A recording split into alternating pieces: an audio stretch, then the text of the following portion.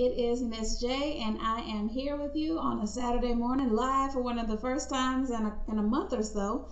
And I'm happy to be here with you.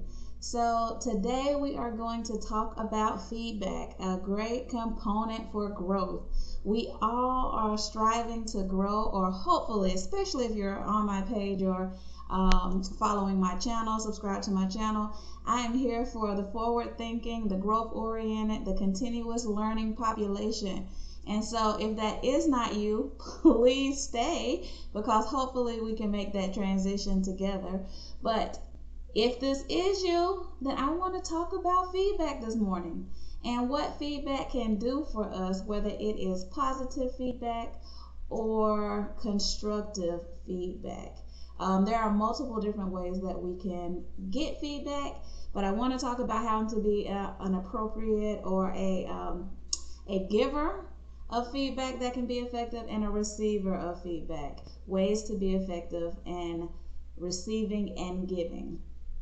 So if you are new to my channel, this is Living and Leading with Miss J.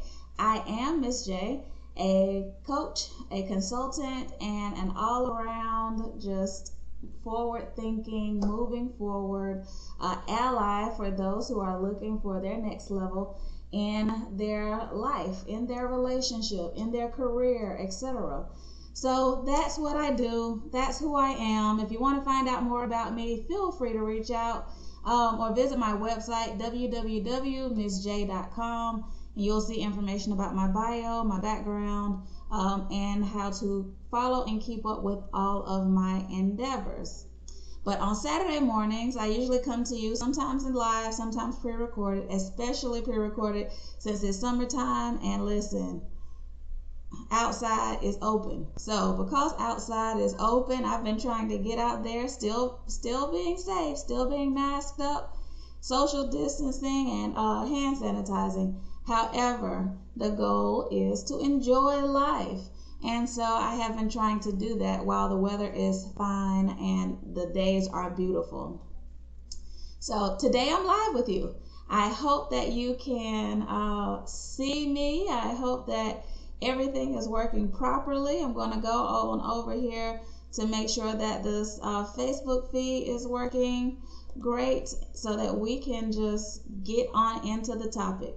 So today is about feedback. And as usual, if you're joining my channel, I want you to know that I give practical tips. So if you have your pen, your pad, your notebook, whatever you do, however you take notes, I definitely encourage you to go ahead and get it out. Go ahead as well and make sure you have your tea or coffee and just settle on in for a quick 20 to 30 minute talk on this topic, because I'm all about embetterment and empowerment. So, feedback, what is it? Feedback in itself is basically when someone or something is giving you a reaction or interaction to a reaction to some interaction that you've had with them. It may be conversation, it may be a service that you've provided, etc. It's anything that comes to you to tell you if you've been doing a great job, a positive job. Feedback can be, or a negative job, excuse me. Feedback can be verbal, feedback can be physical. Feedback can be in lack of action as well. So if you are a service provider or you have customers or client base and you don't know how well you're doing, if you don't have repeat customers because they're not coming back after they've spent that one time with you, that in itself is also feedback. Not returning or not coming back is feedback, even in its absence. But what I want to talk about is the ability to give and receive it so that you can get the positive benefits of feedback and understand how to implement it and integrate it into your life. Sometimes we try to tell people when we're giving folks advice or feedback, you're going to hear that word 7,000 more times. Sometimes we are doing it potentially without the best intentions. And that definitely is not our goal. The goal is to make sure that whatever we're saying and feeding into someone else's life, that we're doing it with positive intent for them to improve as well. So no malintent, no intention to do harm. The ability to receive it graciously and to act on it visibly is what makes us learn and grow from what people are giving us, again, whether it be constructive or positive feedback. And those who want to grow and improve take feedback in a manner in which it is actually like watering a plant. If you don't water the plant doesn't have the nutrients that it needs to grow. If you don't receive and act on the feedback, then you are going to continue to do the same things, whether that is enabling your growth or whether it is limiting your growth. And the goal here is to enable, to lift, as well as allow folks in our circles to understand how to do better and give them the ability to help us be better. So you need it. It's absolutely necessary for personal growth. Let's just go ahead and put a pin in that. Make sure you understand that part of it. Second thing that I want to talk about, it is natural to resist feedback, especially when it's constructive. When someone is telling you that you could have done something better, that you did it wrong, or that it had a negative impact, the natural reaction is to put up your walls and become defensive instead of listening. That's a natural reaction. And so in order to be a gracious recipient of feedback, you have to understand how to lower those defenses, which we're going to talk about, and how to receive it in a manner in which you can, again, take it for what it's worth, integrate it into your life, and make some visible actions. Accepting feedback is a skill. So you can learn it. You can learn how to act on it. It's not just, oh, well, this is what she said, but this is how I am. This is how I am is a defense mechanism. This is how I do things is a defense mechanism. This is just me is a defense mechanism. It is an excuse for you to stay the same. And sameness is not a synonym for growth. They are complete opposites. So instead of giving the excuses or putting up those defenses, we're going to talk about how to make sure we can do the small changes that have impacts on our ability to connect with others, to collaborate with others, and to grow. Whether that growth is in relationship or whether that growth is in career, whether that growth is in business, etc. So one of the things that I just mentioned to you is that the natural tendency is to not necessarily accept the feedback openly. And that's partially because of our fight or flight defenses. That is if I perceive a threat, which the threat could be, you're doing it wrong. FYI, look at my last video if you didn't get that reference. You're doing it wrong, you did it wrong, you hurt my feelings, XYZ. Our natural reaction is to say, okay, avoid the threat, and I'm either going to attack out of that defense or I'm going to run away in that defense. That fight or flight is a natural, instinctual behavior and reaction that we as humans have. And if you can say, I am human, then you also can say that I'm going to make mistakes, that I'm going to do things probably inappropriately at times, and that I have the ability and the need to grow. Now, growth, again, is just a part of life. But if you don't have the desire to grow, then we need to have some other conversations. But because it's probably more about your circumstances instead of about you. But I need you to call me, send me an email at hello@missj.com if you feel like, no, I don't need to grow, I'm good right where I am. Because that to me is a major defense mechanism, a mask, and we need to work through that. So the natural reaction, again, is to is fight or flight, to attack or to defend yourself, depending on the perceived threat of the feedback that's coming towards you. But we have to engage the front part of our mind that allows us to reflect and learn on what's coming to us. If we can start to shift ourselves from fight or flight over here to reflect and learn, then we will be able to receive our feedback as a part of our growth mechanism. Of course, feedback again is just going to generate the beneficial change and make sure that you understand how you can be better. So you have to make an intentional decision to fight the urge, the natural reaction to attack or defend. That is step number 1 to receiving feedback. Fight the natural reaction to attack and defend. And instead of attacking or defending, make sure that you have the ability, or you can be present enough in the moment to reflect, listen, and learn. That is where you're going to start getting what you need to become someone who understands how to make and implement the change, how you are being experienced, how you are impacting the environment around you is going to be from those external sources of feedback.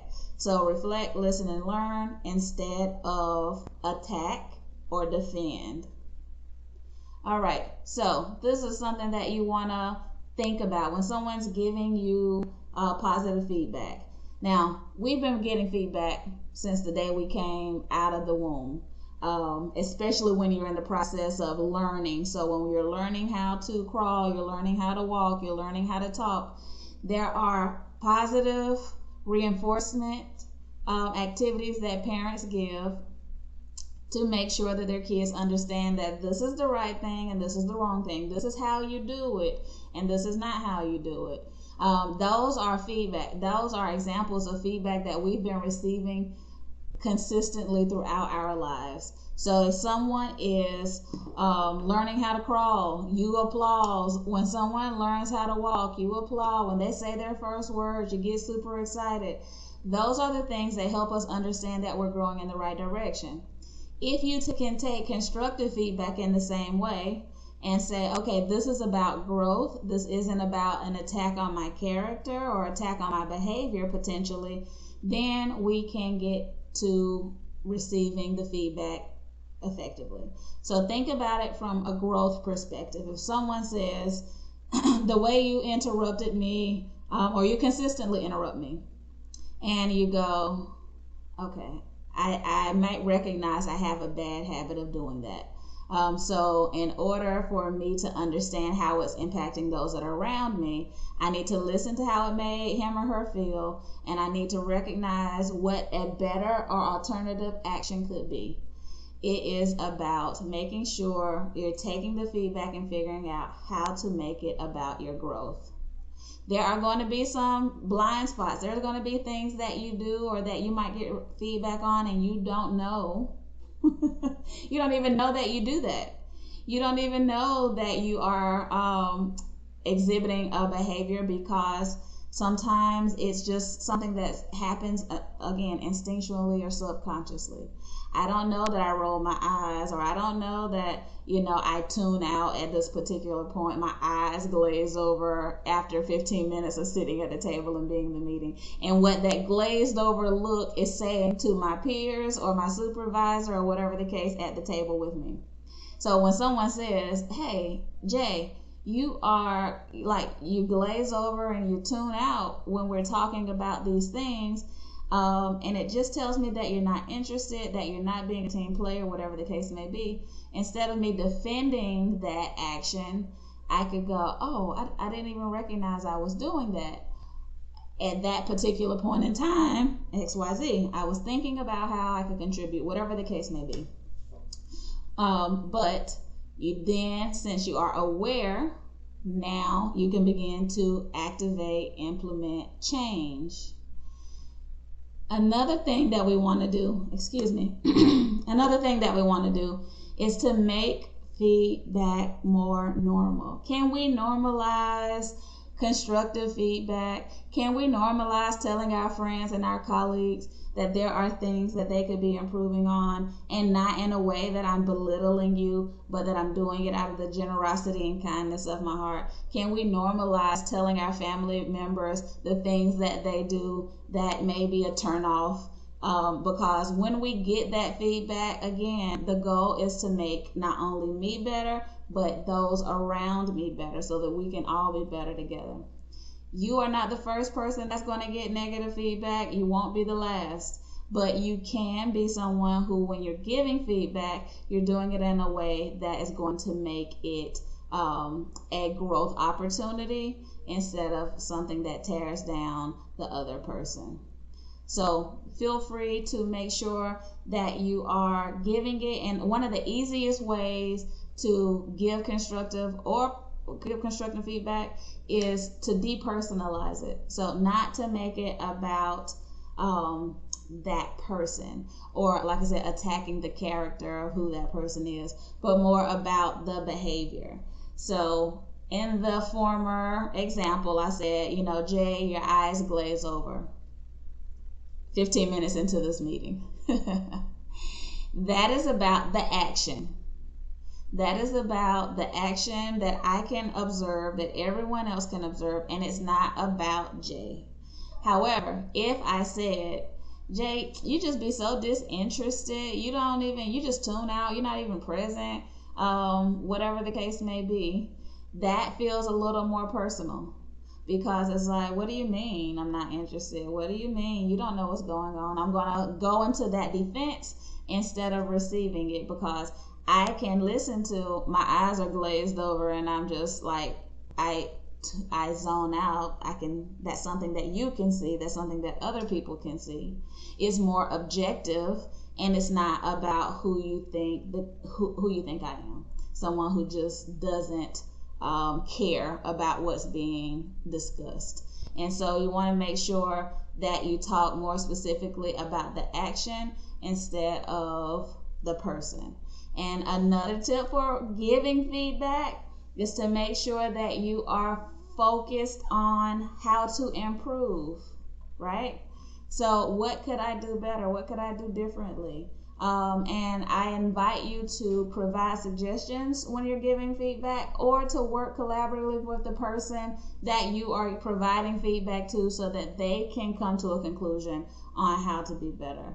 So we're not talking about looking back and saying, well, you've been glazed over in these meetings, and I can use a different example besides that, but you've been ignoring colleague Brenda since this happened in 1922. And Brenda says XYZ. That's about behavior. That's about the past. Can we move towards the future? Is there a way that you and Brenda can reconcile so that we can work together effectively? Is there a way that you and Brenda can reconcile so that we can all be friends? Is there a way that you can talk to, discuss, interact, engage with, so that we can resolve the issue and move forward? It's about forward focus, and moving forward, growth again, instead of holding on to what I've done or what this person has done consistently over the course of the years. You might have held on to that feedback for a long time, especially if you're in a romantic relationship. Sometimes our partners can get on our nerves, aggravate us, have all of our pet peeves wrapped up in one thing, and we just hold it in instead of providing the positive or the constructive feedback, more namely the constructive feedback. So if there is something that I've been bottled up, it's probably going to come out in a way that's not constructive, first of all, but then I also have to talk about the behavior and its impact on me instead of the person. So I need to also then focus on how he or she can make small adjustments to do something better for the future, the next time this happens. And so we can get out of that pattern and that cycle. Again, just like you're going to have blind spots, the person that you're providing feedback is also going to have blind spots. So they don't know potentially that they have been impacting you, impacting the environment, impacting the home front, the work environment, etc. They may not know that. So you have to give them the benefit of the doubt. And then when you are receiving feedback, let's get on the other side of this table really quickly. If you are receiving feedback, one of the things that you need to do is understand that this is about what they see. This is about the person's experience, and it's not necessarily about like I said, your quality of character, but it's about how people are experiencing you. And so you can say, this is how Tammy is experiencing me. Is this how I want her, or is this the perception that I want out there? Do I want this to be a part of my reputation? And how do I listen to what she's saying, find the truth or pieces of truth within that I can recognize on an impartial nature, not a defensive nature, and how can I do better next time? So it's not about who you are, it's about how you are interacting. And so in order to make it work for you, you have to take what you can from it, understand that it's about what they see, it's about what they're experiencing. And is that the message that you're sending? Is that what you want to be, how you want to be experienced, how you want to show up in the world? And then figure out, again, what can I do differently the next time? Forward focus, the next time. And if you don't know what you can be doing differently the next time, that's when you get curious and start asking additional questions.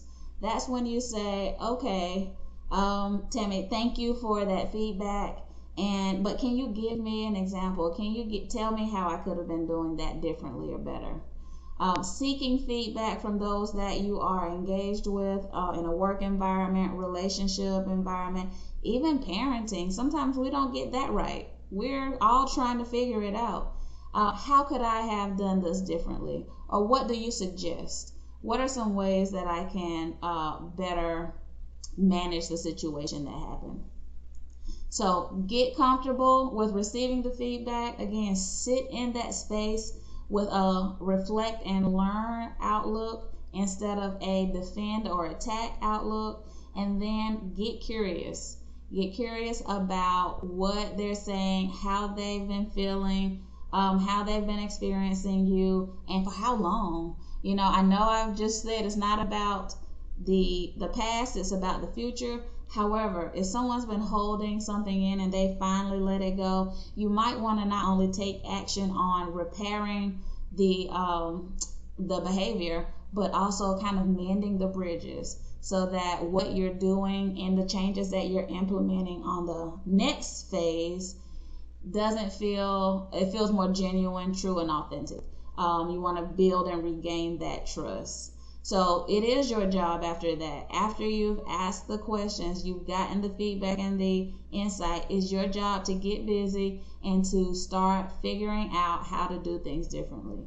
If we are going to be in successful and healthy marriages, work arrangements, friendships, it's about understanding the reciprocity and what we're giving, and also making sure that what we're receiving and what we're giving are all proper for both parties or for the multiple parties. Because if they are giving you their best and you are giving them mediocre or less, then you need to understand how to level up and how to increase that your interactions, your abilities, again, what you're doing. You are in the driver's seat of how you receive the feedback. It's about you, and even though it might not be a personal attack, it is personal because it's how, again, people are experiencing you, and you are the only one that can control how you show up in the world. So understand, it's more about what they see. It's how they're experiencing you. Make sure you understand it's not about the past, but forward forward, future looking. How can I do better next time? How can I learn and grow? And then how am I going to respond to this? If you are or have ever been in a mentoring relationship or a coaching relationship where you have someone who is trying to assist you in leveling up, that relationship is all about feedback. It's all about feedback on your ideas, on your plans, on your interactions. Sometimes people want to debrief and talk about, well, this situation happened to me. Now that I'm out of that situation, how can I figure out how to make it better? We do that when it comes to, in my career coaching practice, when it comes to interviewing. It's a interview, and then you get the feedback. And then you integrate that feedback into your next behavior so that you can do it again. Or if it's in relationship coaching, the same things. What are the patterns that you're repeating? How can we understand them, see them, recognize them, and then do something differently the next time? Feedback is not all negative. It's not a tear down of your character. It is water onto your seed to help you grow into the person that you desire to be. And sometimes you're going to get feedback that might be completely opposite of what you decide to be in life. You might have friends or associates that are living a completely different lifestyle than you, and that's not the lifestyle that you choose.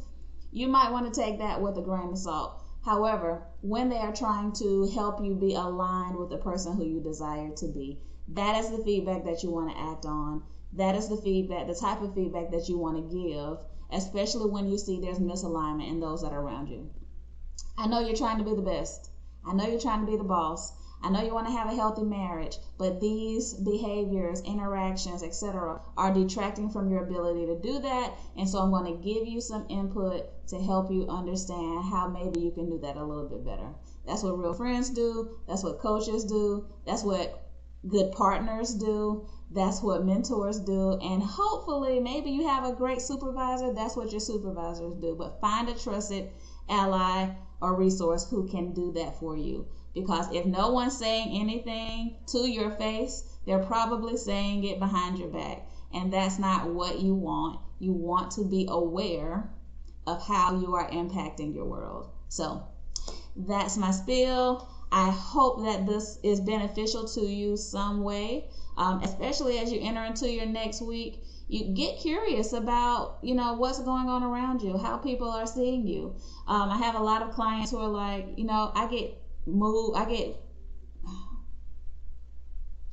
other people get chosen over me when it comes to leading a project or getting a promotion. They're moving and I'm not.